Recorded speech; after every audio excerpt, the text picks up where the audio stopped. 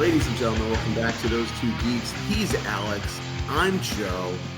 And I was going to say get some bread together because it's time for another jam session as we are joined by the illustrious, industrious Matthew Klein. But we have a fourth, and I don't know what you add to bread in peanut butter and jelly.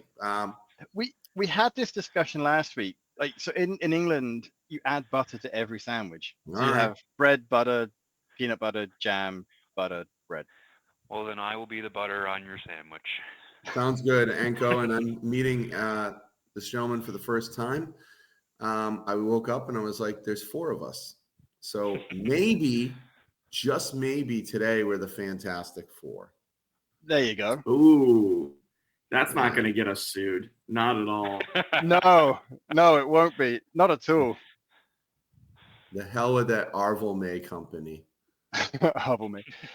So as I'm sure you've gathered from the title that I have yet to come up with, this week we are dissecting, talking about however you want to deal with the two-night extravaganza of Wrestlemania. Now, folks, you know where Matthew and Joe stand. You can probably guess that I didn't watch it, but did read about it. Enco provides us with the point of view of someone who hasn't really been watching wrestling for long, but did actually watch the show, unlike me. Which is great. So One of the hosts didn't watch it, but the guests watched it. Yeah. I mean, to be fair, it was like 8 hours to watch. Now, granted, it's spread over 2 nights instead of 1 night like the AEW show, but it's still a large commitment. So I understand, Alex. It's an entire weekend basically to give up. And I was also watching hockey playoffs, which ultimately were more interesting to me. Oh, that's fair. I mean, look, playoffs are playoffs. Right? I was honestly expecting the Maple Leafs to lose at least one game by now, but so far they haven't. But anyway, so before we have a team in there, So before we go down another tangent within the first 2.5 minutes, what did you think of WrestleMania? I don't care who answers first. Well, wait, can I ask a question real quick? Sure can. It's just, Enco, you are a new guest on here.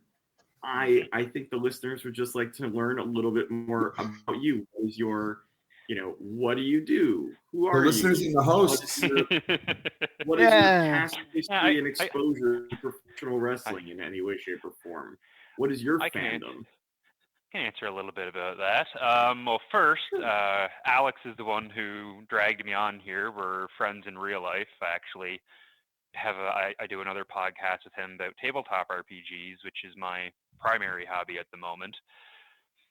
And as to wrestling itself, I watched it a fair bit back when I was a child, and it was still WWF, because I was around for most of the Attitude Era with like Stone Cold Steve Austin and all them. That was my era that I watched wrestling in. Then I fell off pretty hardcore for decade and a half, and it's only been relatively recently that one of our mutual friends has been dragging me into watching the events on Netflix. So we watched the opener of Netflix, and then we watched the WrestleMania last weekend. Did you have any favorites while you were more actively watching? Ooh, that's a good question. I mean, the old school Undertaker was always one of my favorites, just because the whole gimmick of it was just delightful for me. But there was also the Hardy Boys were a lot of fun to it, but the theatrical side of it. Yeah, and then the Hardy Boys just had that nice hardcore punk element that I'm just always a fan of. And then did they really? At one point, back on it in the 90s, was it actually hardcore punk, or was it like suburban white boy new metal? To my childhood eyes. Sure. And then there was what were their names? I think they were called the Road Warriors or something. They wore the hockey vests with the spikes on them. Yes. Legion of yes. Doom, I think. Legion of Doom or Road Warriors, depending on what promotion they were in at the time. Okay, Correct. yeah, no, Yes. Either answer is correct, Alex. Yeah, no, Okay, so I was like the more theatrical stuff. Okay, you like the larger than life sort of aspect to it, the bigger, almost comic booky kind of aspects. All right, Exactly. cool. I Nice. appreciate that. Well, welcome back to to sort of dipping your toes into it. I think it's a really interesting time, Alex, because and Enco, it's just there's more wrestling available for people to discover than ever before. You know, it's the 31 flavors of Baskin Robbins. There's really something for everybody out there, thanks to YouTube and streaming, and because it's WWE is as big as it is, it's made other networks and channels and streaming services more interested in carrying some professional wrestling out there. So it is easier than ever before to find the particular flavor that you like. So it's really cool to meet somebody that is sort of dipping their toes. So what made you want to dip your toes back into it? Why did your friend, was it the Netflix premiere that made you go, okay, I'll try this again after so long? Pretty much, yeah. It was. I mean, he's massively into WWE. He talks about it nonstop, pretty much every time we're hanging out, and it's fun to listen to him talk about it. But it was always one of those things that, I've got other things to do. I'm not really invested in going to check it out. And then he was saying, hey, it's coming on to Netflix. Really easy time to watch. So yeah, we got together, ordered some pizzas, and watched that. Yeah, the amount of pizza you two ordered when you sent me the photo, I was like, how would you expect any two people to demolish that much? But leftovers is the point. Yeah, valid, exactly.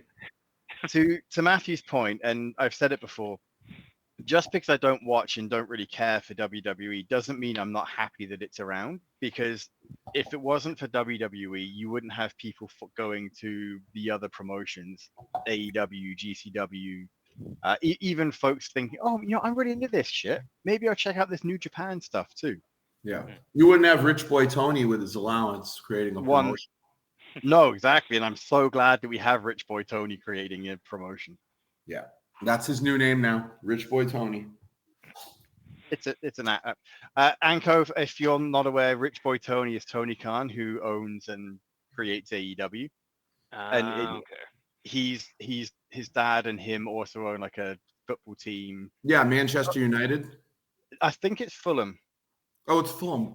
Yeah. We do this every single time, don't we? Yeah. Ironically enough, I was actually speaking about the Jacksonville Jaguars, and then I was going to make a crack about real football and in American football, but you've just went to the real football straight away, so I don't need to make that crack.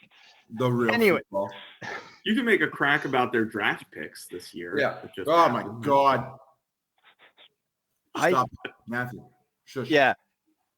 I don't care about I care less about their draft picks than I do WWE. So now that Matthew I answer the question that was asked? I don't know what was the question that was asked. What did you think about WrestleMania?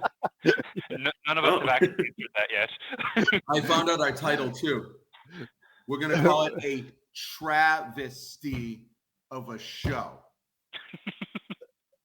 I'm hot fucking garbage the last 10 minutes of the show. It was the worst booking I've ever seen.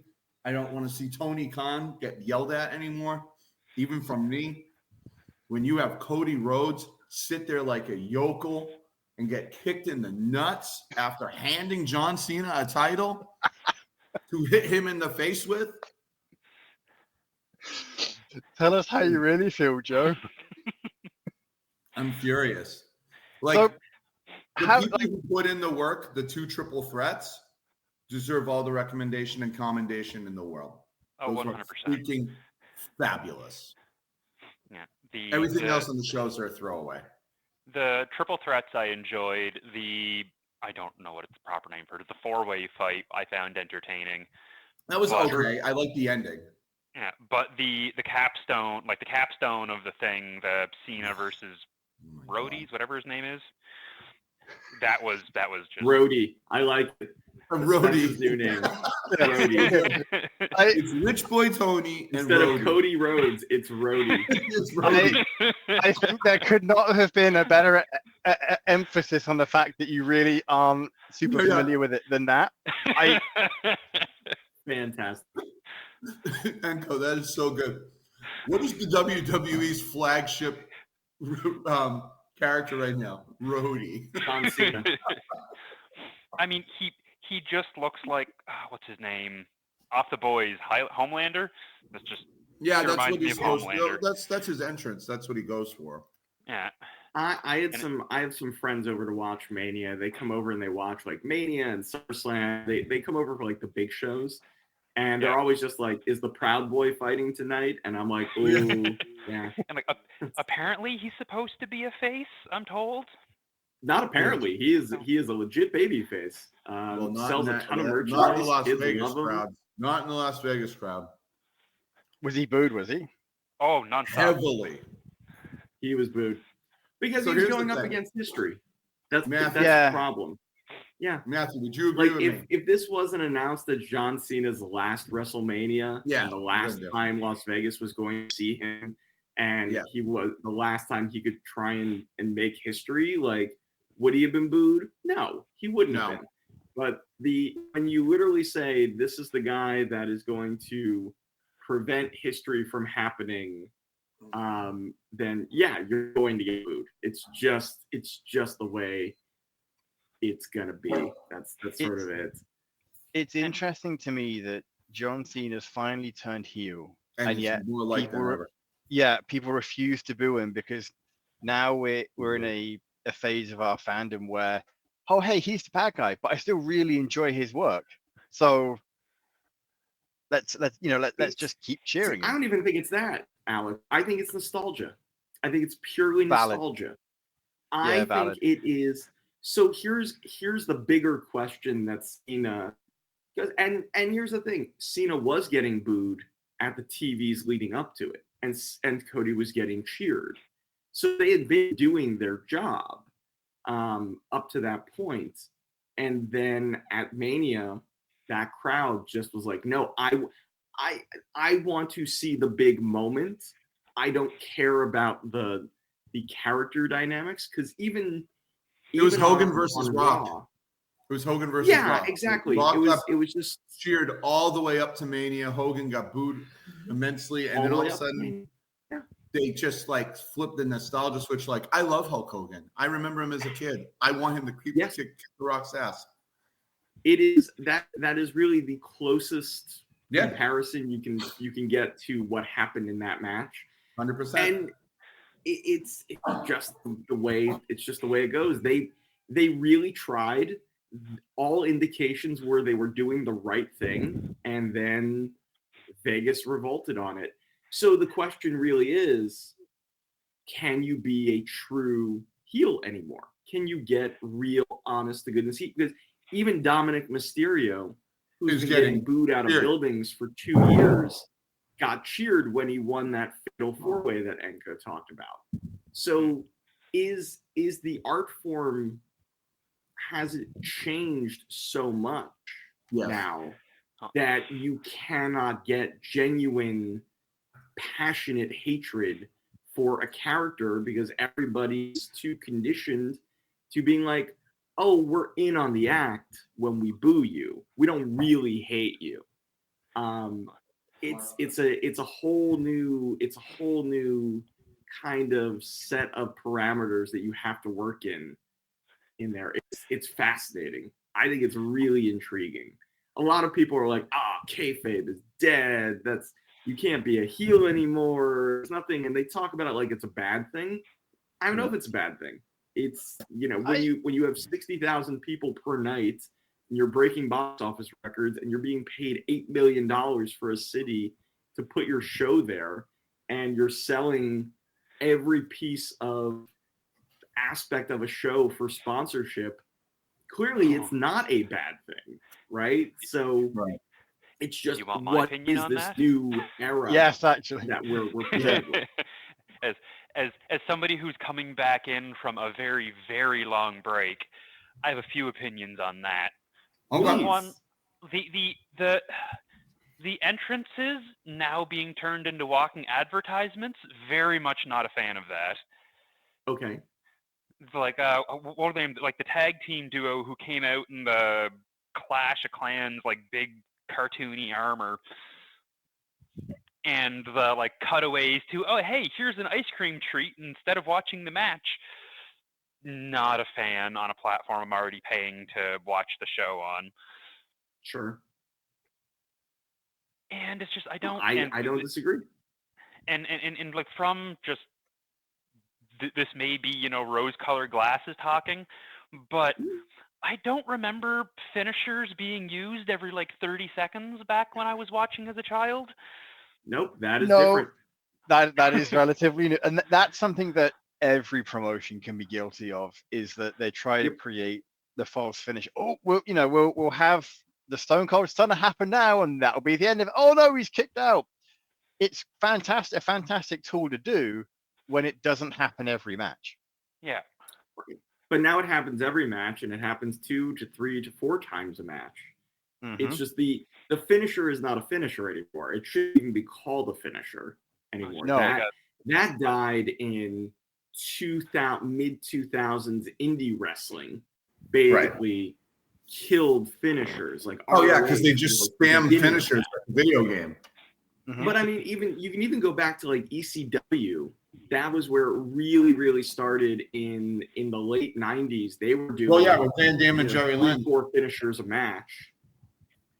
No, Van Damme and Jerry Lynn. That was where it started, finishers. And then it permeated everywhere. Yeah. Which is a shame, because it's one thing to have a signature move that you do every so often, and that fine, sure. But when your finisher inevitably becomes effectively a signature. So, Enco, I'm not sure if you're aware, Jake the Snake Roberts' finisher was a DDT. Yep. How many DDTs did you see in the matches? Right? Yep. Whereas, so his finisher is now just a regular move, and that's fine. Like, people say, well, it's only deadly when Jake the Snake does it because he's the best there is at doing a DDT. Right. Again, that makes sense. I can buy that if that's the headcanon you want to give me, but then he shouldn't need to do it more than once to end a match. Whereas maybe say Drew McIntyre's DDT isn't as powerful, and he has to do it 2 or 3 times to have a hope. And like I'm fine with, like, the sport evolves. What used to be finishers are now regular moves. Yeah, that's fine. But when it's like, hey, this is this man's finisher, and he's done it 7 times in this one match. Yeah.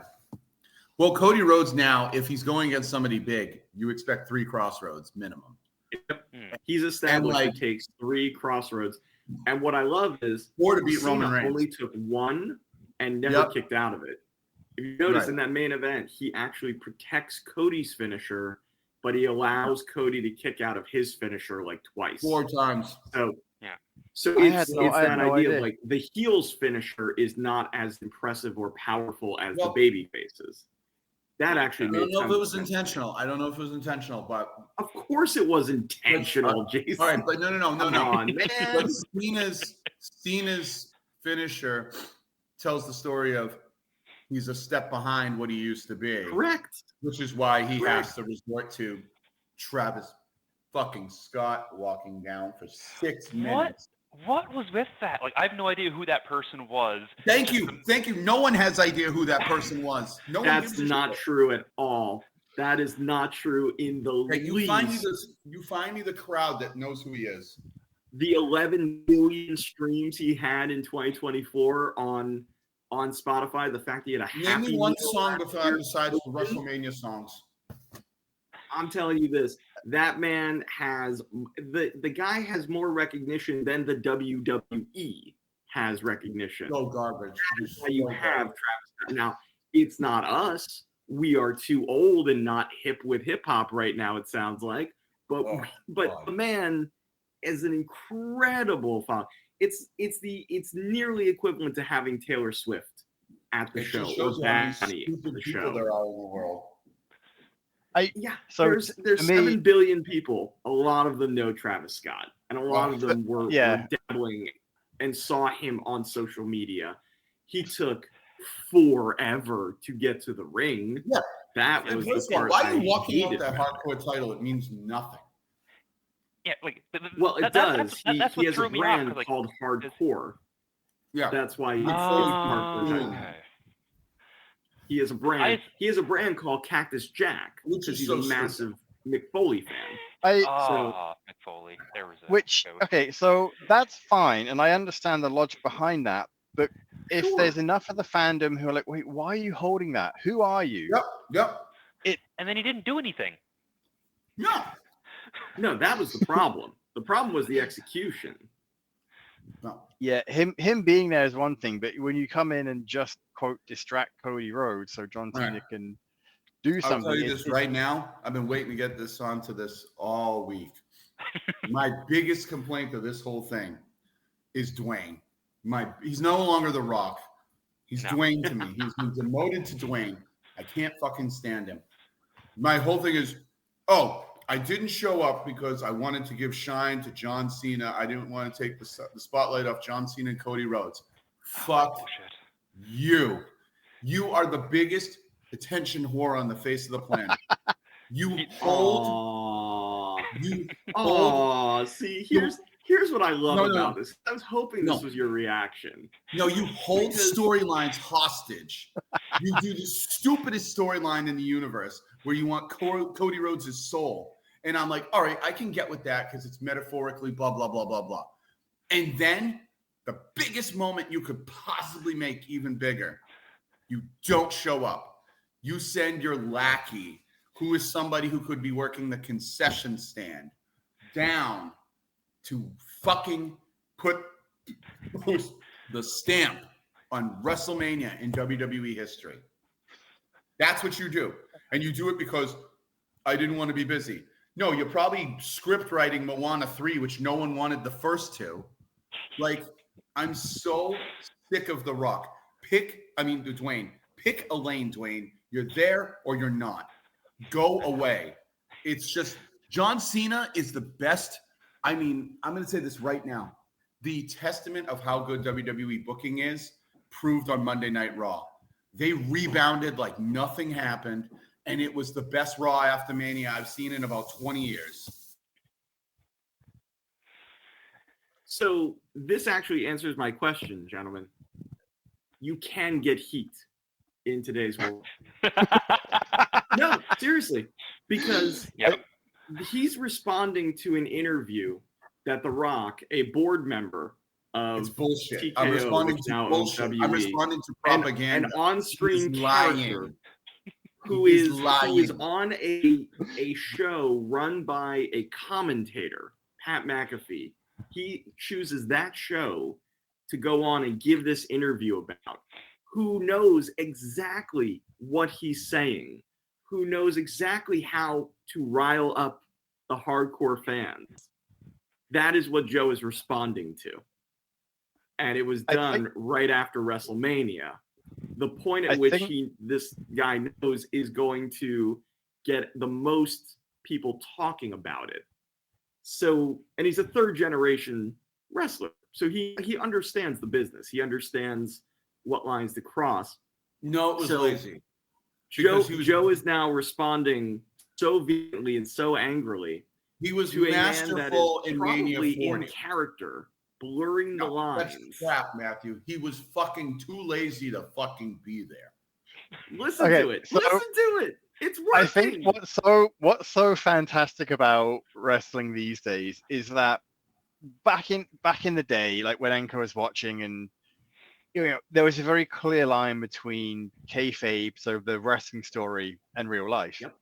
But with the advent of the internet and even shows like this where we come on, we talk about it, and we're like, but we're smart enough, we know the difference between real life and kayfabe. And over the last couple of years, I think that WWE especially, but even other promotions have started to blend the nature of the two. So you see things like Tony Storm from AEW still being in character on a red carpet. You see The Rock playing the final boss in an interview on the Pat McAfee show, which is effectively an extension of the WWE brand, even if it Correct. isn't treated as such. And with this blending of kayfabe and real life between it, you've returned to the rage that Joe has. You have people like us. Big Jahal, I have. You know what I mean? Like you have that visceral emotion. I'd actually read somewhere where the theory was that they knew a year ago when The Rock came back that the main event was going to be Cody Rhodes versus Roman Reigns of WrestleMania last year, and yet with The Rock coming back and quote taking Cody's spot, they hoped for the reaction that they got from the fans, and then quote pivoted so that it came back around to be the original plan. And I sat there and thought that's ridiculous, but think about how many people cared about Cody all of a sudden and wanted him to pull through instead of everything else. So it's one of those moments where I'm like, this is a really new, interesting era of wrestling fandom. And yes, I know I don't watch WWE, but I'm still following along with a lot of the stuff that happens. And I'm really enjoying more of the less the product in the ring and on the TV show, because again, like we've established that me watching WWE is often fast forwarding half the show because I don't care about the adverts and half the promos. However, I am enjoying the behind the scenes stuff, like the Karrion Kross promo after WrestleMania. Like how much of that was real? How much of that was, hey, Karrion, go out there and say this. Be angry, say this. And I want to know if he's going to get a push now. So I'm now more invested in WWE because of Karrion Kross's after the fact promo than anything else. And Anchor, I'm willing to bet you don't even know what I'm talking about when I say Karrion Kross's promo. Not a clue. Exactly. So you have folks like us who watch everything, or at least are told, just, hey, Alex, watch this shit from Karrion Kross. Okay, that's cool. And then you get folks like Enco who will turn on the show. Maybe you're interested because a mutual friend is hyping you up about it. But it seems that a lot of the hype and interest from wrestling these days comes from people who are enveloping a lot more than just the shows and the social media aspect of it. Because the show is not limited anymore. The show, they have understood that since Triple H has taken over booking in 2022, they really embraced the idea that the show never ends. Just because it's not during the 2.5 hours on Monday night, the 3 hours on Friday, or the 2 hours on Tuesday, does not mean the story stops being told. Does not, because that story is being told now on social media, on every platform, on podcasts, on interviews with TV shows, on red carpets that have nothing to do with an event, or so you think. The story literally never ends. Never. And that is the new kayfabe. The new kayfabe is to do exactly what's happening to Joe, right? It's, that is why, like, I remember last year, The Rock came on Instagram and rambled for 15 minutes. And people were like, this is garbage. This is terrible. What he's doing is awful. And in my head, I'm going, he's being a heel. Because if he's doing all these quips and a really tight, cool, fun promo, you're not booing him. You're liking him. You're going, oh, he's so good. He's so entertaining, right? That's not heat. But if he sucks at it and he seems like he's abusing his power, the guy who is one of the most quick-witted promos in the history of professional wrestling, then, that's how he gets heat now. Because if he gives you what you want, it's not going to work. This is the line that this is new charted territory for the storytelling that they are playing with. And we are along for the ride. John Cena is a greater promo than The Rock could ever hope to be on The Rock's best day. John proved it in 2012 that he smoked The Rock. The Rock wasn't even on his level. Not even close. One thing I would like to point out on that note is that level of extra content per se is great for hardcore fans, but for someone like me who's like a casual check-in every once in a while, I'm not looking at all of that. I'm not going out of my way to check all that. That's just extra homework I don't want to deal with.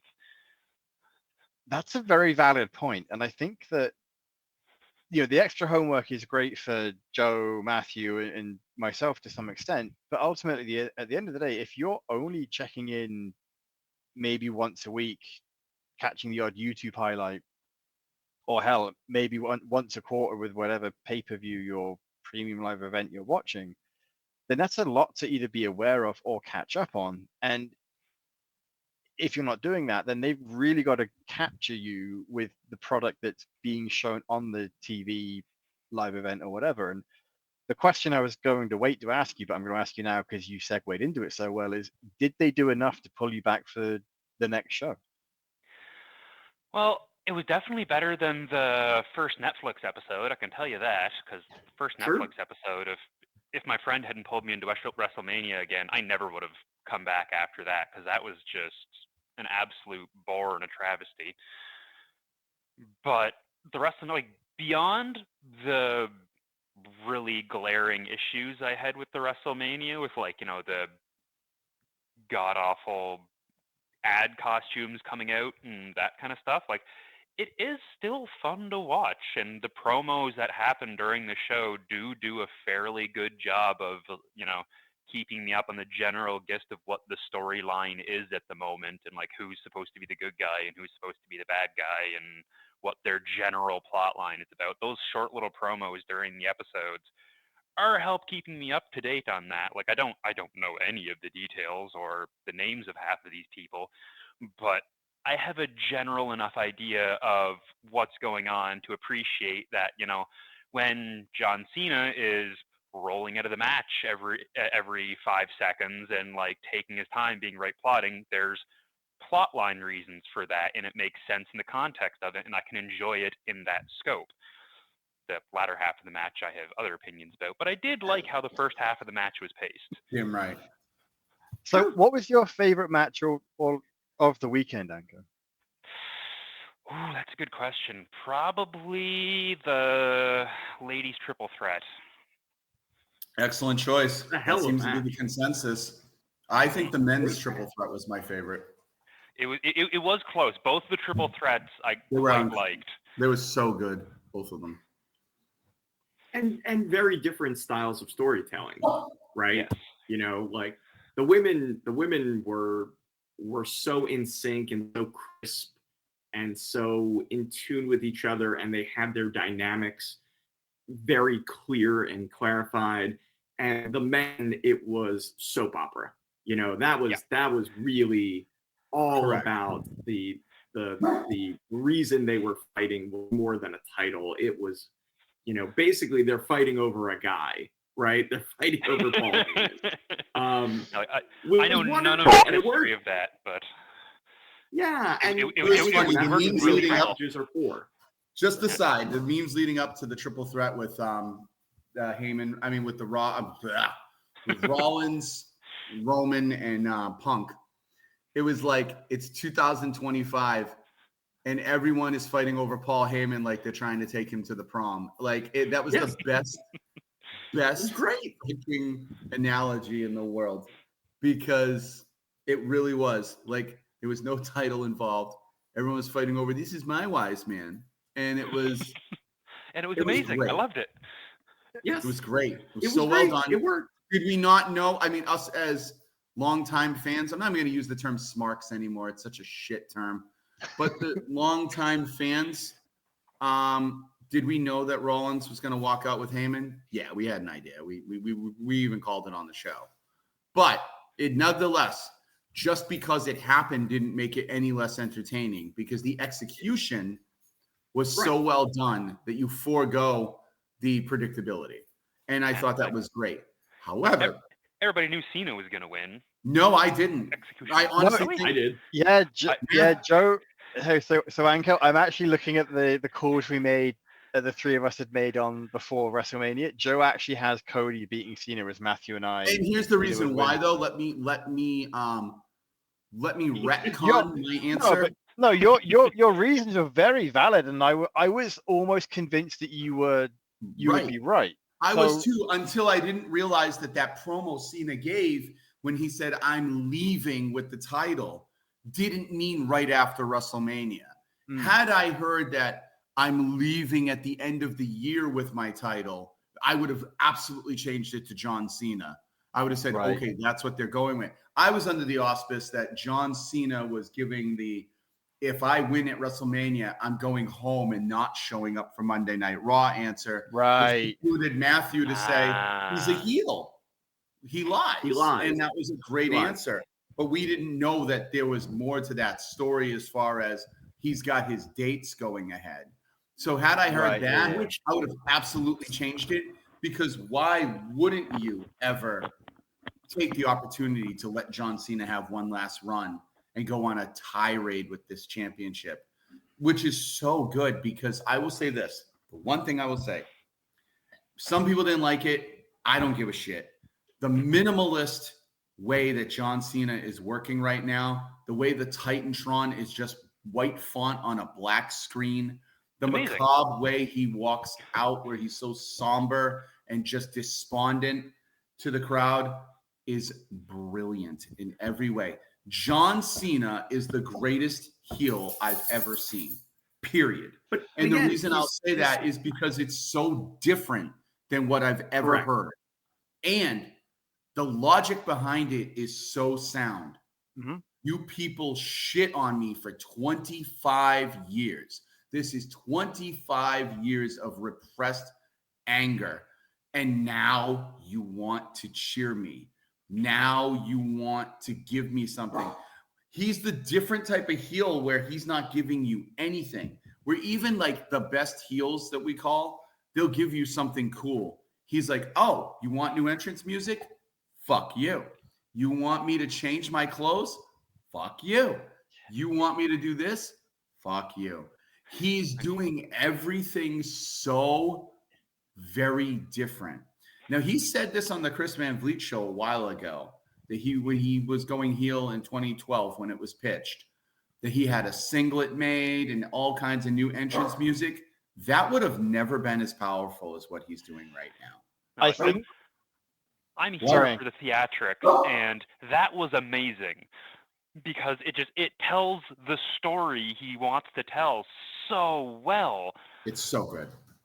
He subverts everything you're expecting a heel to do when he's saying, I'm going to ruin wrestling. He's like, I'm not changing. I'm still me.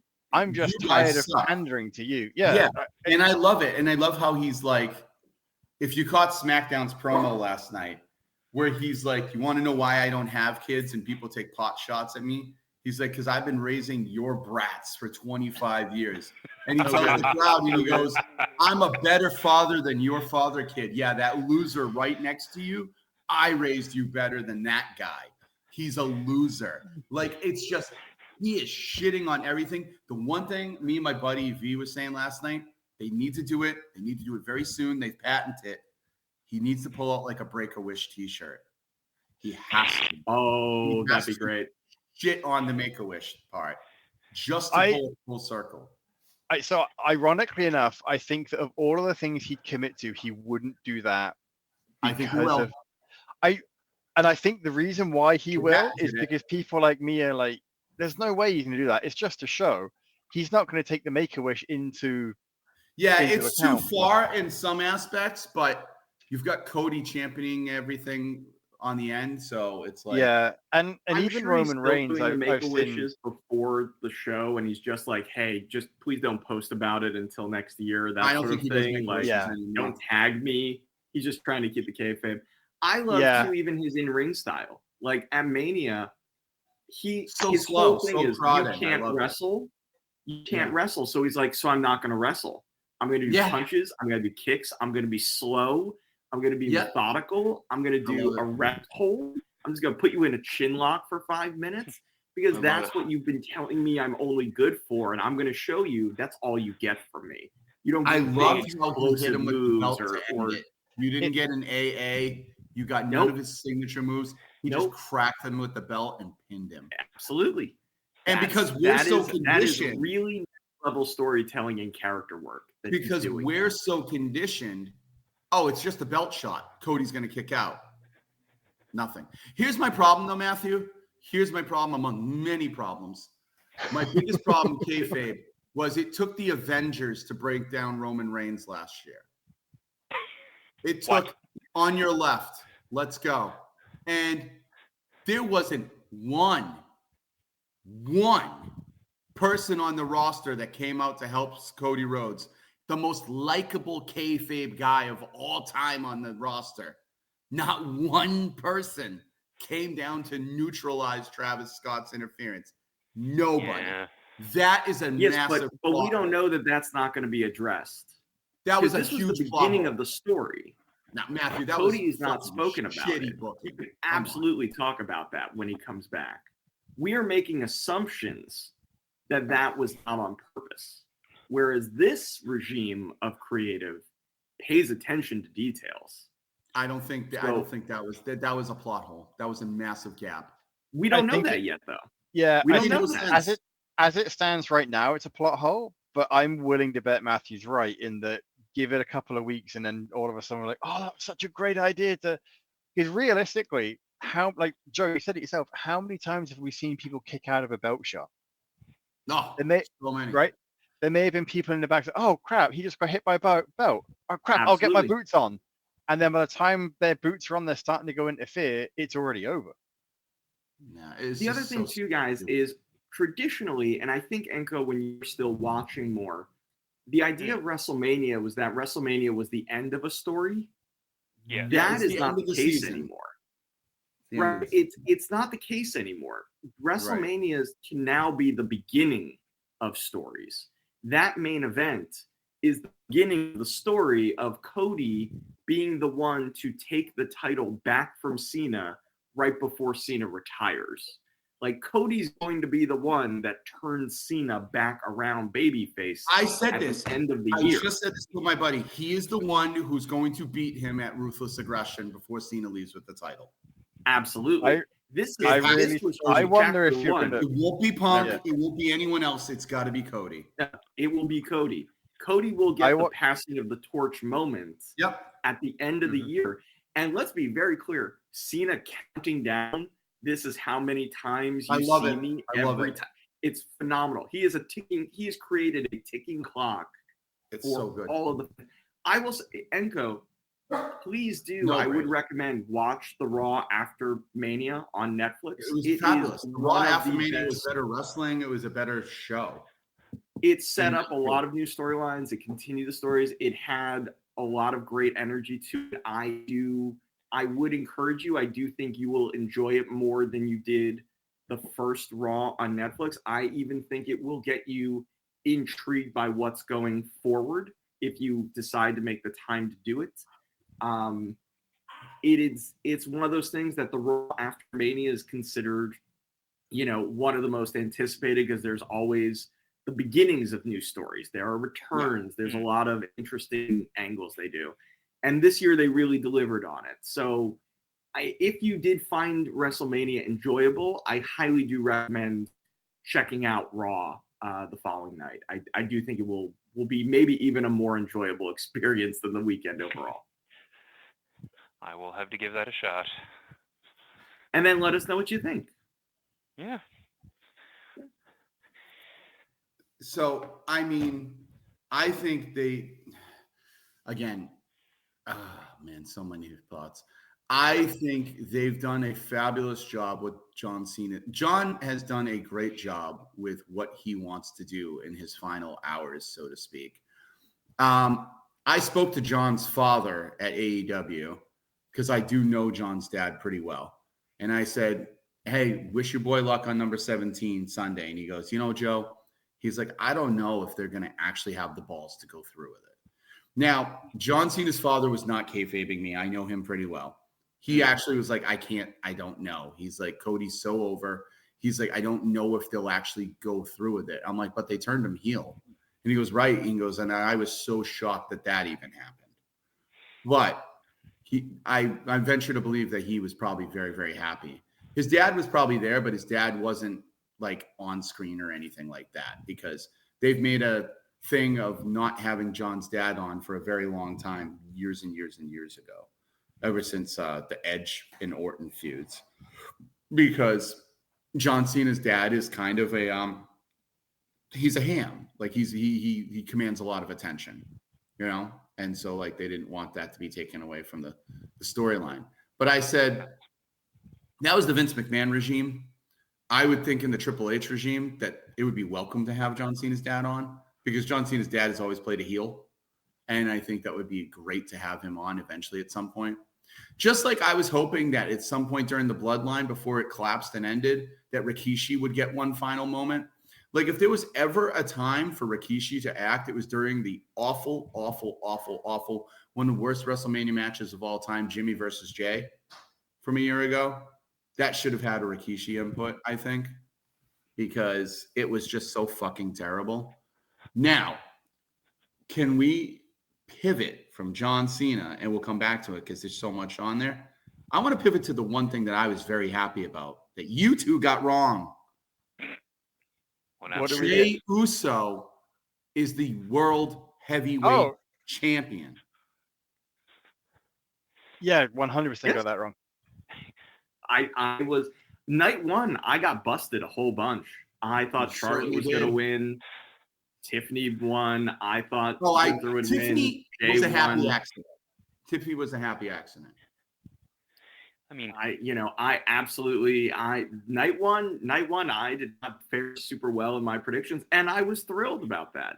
Did Jey Uso I'm so happy for Jey Uso, and I'm so excited for the Sami Zayn heel turn for them to feud over that title. Funny, right? It has to be. Yep. Absolutely. It's going to be amazing. Absolutely because he incredible. was like standing looking at him very awkward. I'm wondering why they didn't pull the trigger on Raw. Dressed all in black.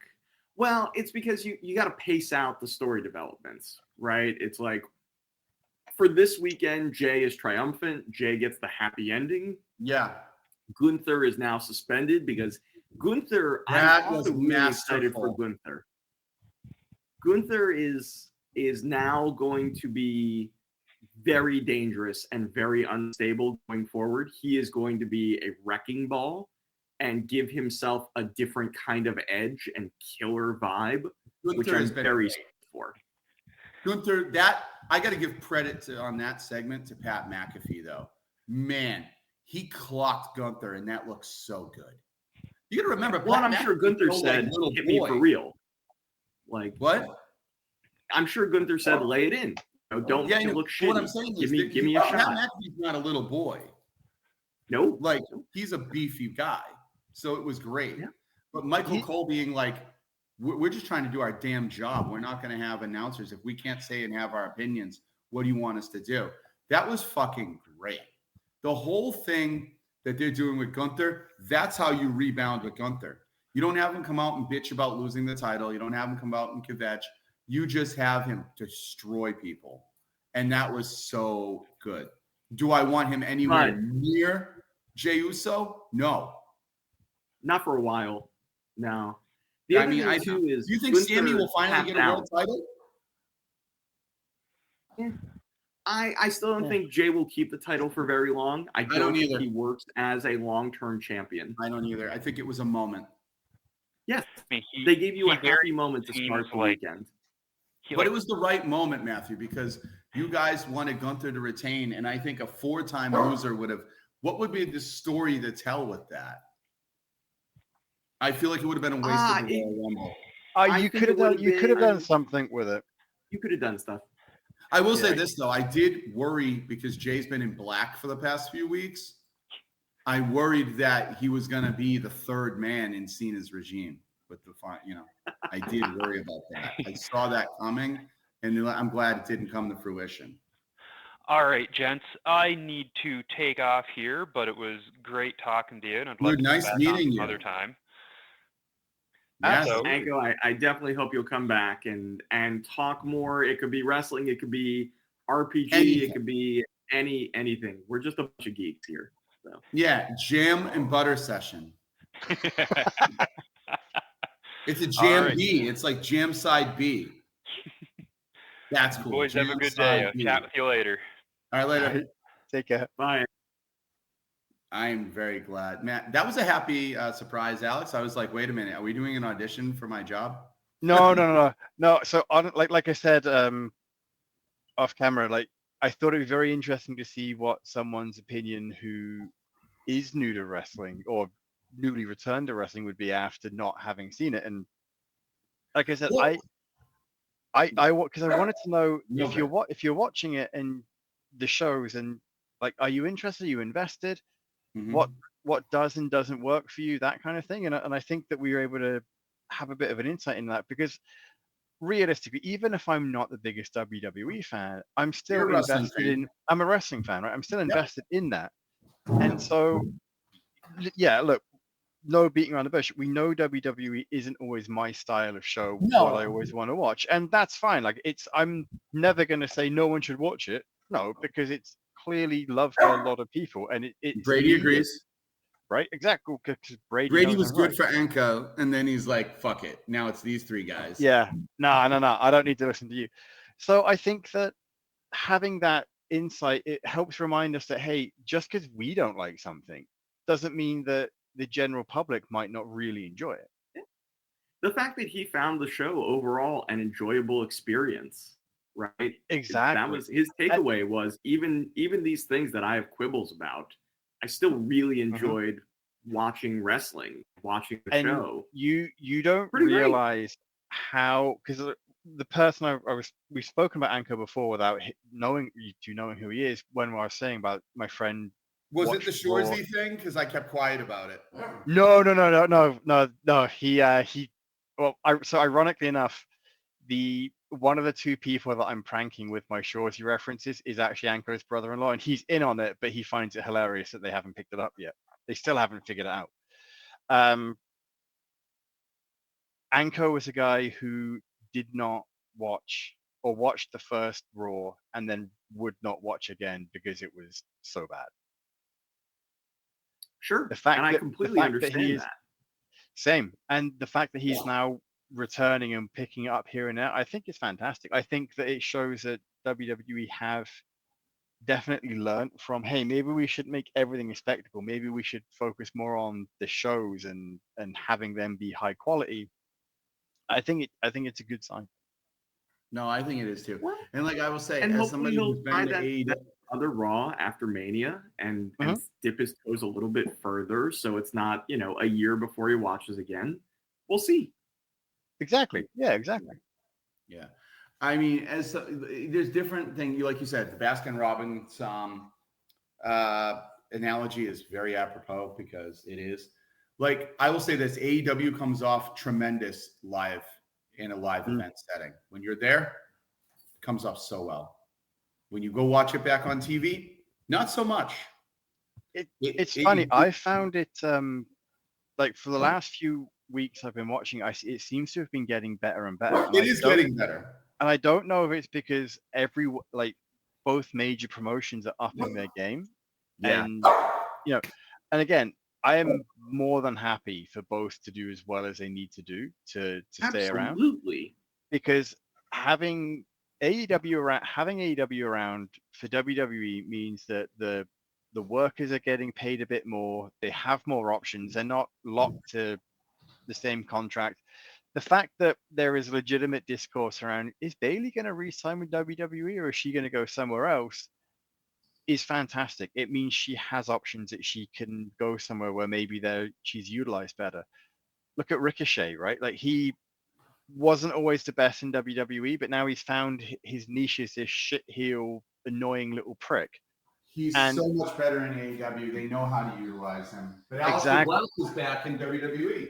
Yeah, exactly. Absolutely. And that's just it. Like, it's sometimes a character just doesn't work in one promotion. Maybe they work in the other one. And hey, maybe Aleister Black didn't do well in AEW, but it got enough of a shine on him that he can take the next level in WWE that he couldn't take before AEW. Rusev is back in WWE. Maybe he'll have a better push there than he did in AEW. Maybe I sincerely hope Cody so. certainly. Cody got the biggest shine. Jade is getting a huge shine. Even over in NXT, guys like Ethan Page and Ricky Stark. Now Ricky James. Ethan Page is phenomenal, like doing really well. I really enjoyed his Spectacular. character work, but AEW was not the place for him at that stage in his career. No. I think he's doing a lot better in NXT. And ultimately, Absolutely. it's one of those things where at the end of the day, yes, WWE is the big leagues, but that doesn't mean that you can't shine and have a great career never going near the big leagues. 100%. And I will say this, and not just AEW. Look at TNA. Look at Game Changer Wrestling. Look at the Josh TNA. Barnett Bloodsport stuff. Look at So what did you indies. think about Joe Hendry. Yeah, because I thought that was fantastic. I loved it. I loved it. Like, I loved It was it. exactly what it needed to be. And everyone's like, oh, he looked like the TNA champion, just got squashed. He looked like a piece of shit. It gave him the biggest shine on the biggest stage to the point where he was back on NXT. Okay, so here's my thought on that. Losing to Randy Orton at Mania is not a demotion.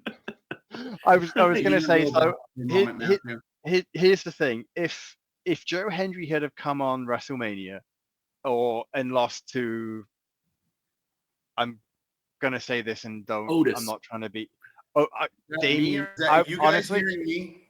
yeah, I was going to say Yes. Damien Priest, Drew McIntyre. That Like, was these are they're big names, but they're not legends yet. Randy Orton is a legend, and having him put you over despite you losing the match, I think that's a hell of a shine for Joe Hendry. Like, he's a legend killer. exactly. Let's also be very clear. They are going to sign Joe the second 100%. his He's contract gonna be allows him to. 100% they are. He is this. If they're, I mean, they did it with Jordan Grace. They're doing it with Joe Hendry. Like they're taking the TNA guys and gals that they want to, that they have earmarked for. Like, all right, when your contract's up, you're going to come over here. They're just prepping the audience, basically. But when Randy Orton is doing your gimmick at WrestleMania, and they're giving you a giant camera to have a viral moment for, they're putting you over. Those flipping crybabies who are just like, they're burying him. It's like, you don't know what burying is anymore. You don't have to win to get put over. And the fact that they gave Joe Hendry an opportunity against Randy Orton, and like you said, not Otis, or not on the pre-show, or all of these things, like he showed up on the biggest stage of them all. Yeah, like it's possible. He's the biggest stage of them all against like the only people I think he could lose against and not have any kind of momentum shift: Roman Reigns, CM Punk, Randy Orton, John Cena, and Cody Rhodes, realistically. And who eliminated him at the Royal Rumble? Roman Reigns. Who does he wrestle at WrestleMania? Randy Orton. He's in pretty damn good. He's rubbing up against some real good company here. Exactly. In the WWE. They're letting him shine despite him not, quote, having success. Look at what he's doing, right? Like he's with some fantastic people. To go back to AEW, like I realize Jericho is not the most popular, but at the end of the day, Jericho still has a lot of good advice to give to people. Look at what Big Bill has done now versus what he was before. If you can take the opportunities that rubbing shoulders with these legends and veterans can give you, you can go really far. And Joe Hendry, I think, is doing that just by virtue of getting an opportunity to work with Randy fucking Orton. That was the greatest moment of his career, bar none.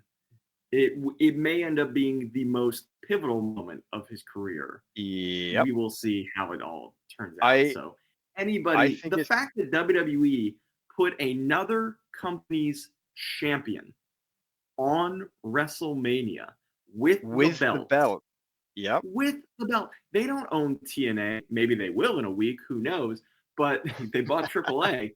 But I mean, the fact that they put another company's champion, a non-contracted star, on the biggest stage possible and let the crowd of 60,000 people go apeshit for him. It's a new world. This is not the old world of what we knew as professional wrestling. It's very different. I genuinely think that Joe Hendry has opened and I specifically say Joe Hendry because he is a megastar. He is everything that you want in a massive star, and he's done it almost entirely, quote, overnight. But Joe Hendry, I think, is the one that's going to open a forbidden door to AEW and WWE showing up together. I think you're going to get someone like that. Oh, hey, if Joe Hendry works really well and he's elevated both, maybe we can have, John Moxley finally coming back to work with the Shield for one last time. And I don't think it's WWE holding it back, Alex. I think don't WWE think it is is. open for business. I think they are now. Yeah. I think it's Tony. I don't think Tony wants to. No, and I'm Tony's curious. got a max to grind against Triple H and William Regal and all those folks. I think Tony's worried that he comes off looking second fiddle. Yeah. And you can't be a challenger brand when you're collaborating with the brand that you're challenging. Which is interesting, I think, because yes, you're worried you're coming off looking second fiddle, but realistically, you are second fiddle. Like, I prefer AEW, but I acknowledge that AEW is second fiddle to WWE. But there's no way they could be the biggest, right? They don't have the infrastructure. They don't have the brand identity. They don't have the history. Like, WWE employs several thousands of people. They have way too big a head start for AEW at this point to possibly be number one.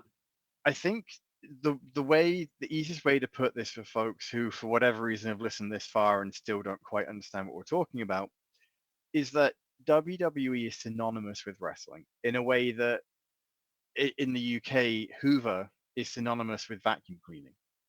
You would say, oh, I'm just going to go Hoover the floor. Okay, cool. We all know what you mean. What you're actually saying is I'm going to go vacuum clean the floor with my brand new Hoover. I still can't say that without thinking it's weird that I'm using the same word twice. Like Google with looking something up on the internet. It's the same thing that WWE has achieved. Get me a Band-Aid when you mean a bandage. Get me a Kleenex when you mean a tissue, right? Exactly. The brand is so synonymous with the product that when you say, oh, I'm going to go watch WWE, oh, you mean pro wrestling. Exactly. And honestly, I think that, and this is my final thought because I do actually have to get going myself, but I think that that's one of those key moments is that you cannot have wrestling without WWE anymore. You can have some great competition, and I think we're at a stage now where that's happening, but ultimately WWE and wrestling is synonymous, and I don't think that's necessarily a bad thing. I think more than ever, pro wrestling is for everyone. And that is in part because every marketplace has recognized the value of the art form and the product and whatever else you want to call it because of WWE. So everybody likes to bitch and moan about the number one person. They all hate dynasties. It's fun to root for underdogs. Yeah. At the end of the day, the art form is better because of WWE's success. Agreed. More people, more opportunities, more styles of wrestling get exposure. Yeah. More people have eyeballs on it, and more people get jobs and the chance to live out their dreams. And I think at the end of the day, that is a net positive for all of us who are looking for a fun bit of escapism and entertainment or catharsis in this day and age. So my whole thing, and I'm happy, my final thought is bringing Enco on totally threw a monkey wrench in this in a good way, that this didn't become a match-by-match analysis of the entire show. Yeah, I enjoyed the way that we recapped WrestleMania enough to have it make sense and also keep it something different. So thank you, Enco, for joining. It was great. Again, I'm one man's opinion, but it's very valid and it should overshadow most of you fucking idiots. My whole thing is I hated night 2 of Mania. I was very upset with it. As somebody who is so invested in the product, as somebody who is so very passionate about the art form that I love. I thought it was the laziest, shittiest middle finger to me that I could have got. I did want The Rock there. I wanted a tie-up. I wanted it to be spectacle. I wanted it to be great. And I got scraps. But they remade themselves and they rebounded so fast in Raw After Mania that it's almost an afterthought now. Like, I trust John. I trust Triple H. I trust the story. And I'm happy. I do want to see The Rock just fuck off and not be part of it. I don't think we need him anymore. It's fine. We've moved on. And that is all. And that's the bottom line. Because Brady said so. Yes, because Brady said so.